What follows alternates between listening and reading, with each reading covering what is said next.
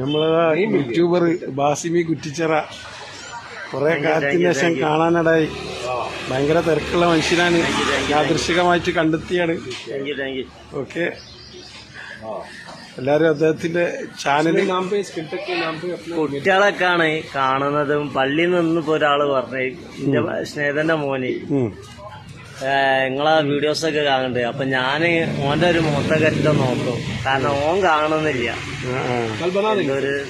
ചാനലൊക്കെ സബ്സ്ക്രൈബ് ചെയ്യാനും അത് പറയേണ്ട ആവശ്യം, താല്പര്യമുള്ള ചെയ്തിട്ട് നമ്മള് കുറച്ച് സാമൂഹിക പ്രതിബന്ധമുള്ള വീഡിയോസ്, പിന്നെ നമ്മള് മറ്റുള്ളവർക്ക് കുറച്ച് റിലാക്സേഷൻ ഉള്ള വീഡിയോസ് ഒക്കെയാണ് ഇടുന്നത്.